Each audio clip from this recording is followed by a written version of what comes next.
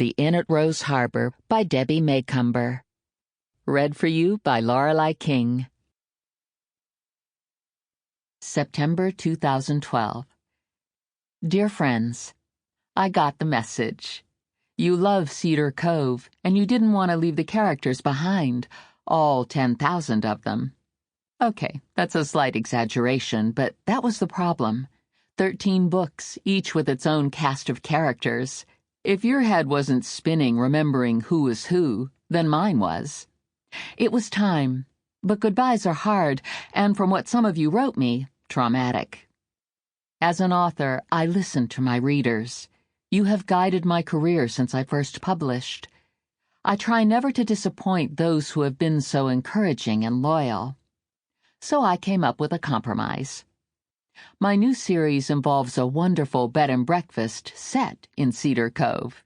That way the characters you've come to love will make occasional appearances and give you updates on their lives.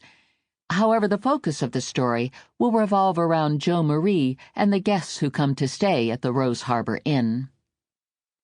The name Rose has a special significance in my own life. My great-grandmother was named Rose, as was my mother. Our oldest daughter is named Jody Rose, and my granddaughter, the one born on my birthday, is Madeline Rose, so you can see the name is deeply rooted in our family heritage. As with all of my stories, I am sharing a part of myself with my readers. As always, I look forward to your comments. You can reach me in a multitude of ways. Log on to my website at debbiemacomber.com and sign in on the guestbook page, or write to me at P.O. Box 1458, Port Orchard, Washington, 98366. I personally read every letter and guestbook entry. You can also contact me through Facebook. And wait, there's more. I have my own app. I am so high-tech I hardly know what to think.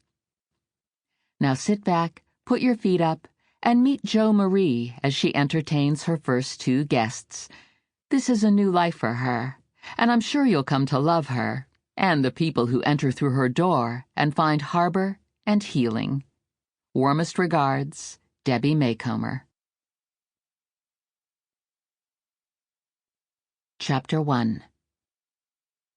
Last night, I dreamed of Paul. He's never far from my thoughts. Not a day passes when he isn't with me, but he hasn't been in my dreams until now.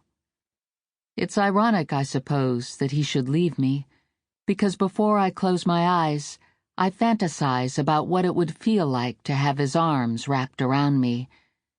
As I drift off to sleep, I pretend that my head is resting on his shoulder. Unfortunately, I will never have the chance to be with my husband again, at least not in this lifetime. Until last night, if I did happen to dream of Paul, those dreams were long forgotten by the time I woke. This dream, however, stayed with me, lingering in my mind, filling me with equal parts sadness and joy.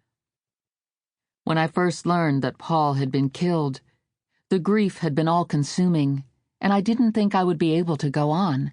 Yet life continues to move forward, and so have I, dragging from one day into the next until I found I could breathe normally. I'm in my new home now. The bed and breakfast I bought less than a month ago on the Kitsap Peninsula in a cozy town on the water called Cedar Cove. I decided to name it Rose Harbour Inn. Rose for Paul Rose, my husband of less than a year.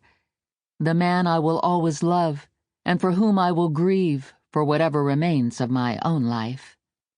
Harbor for the place I have set my anchor, as the storms of loss batter me. How melodramatic that sounds, and yet there's no other way to say it.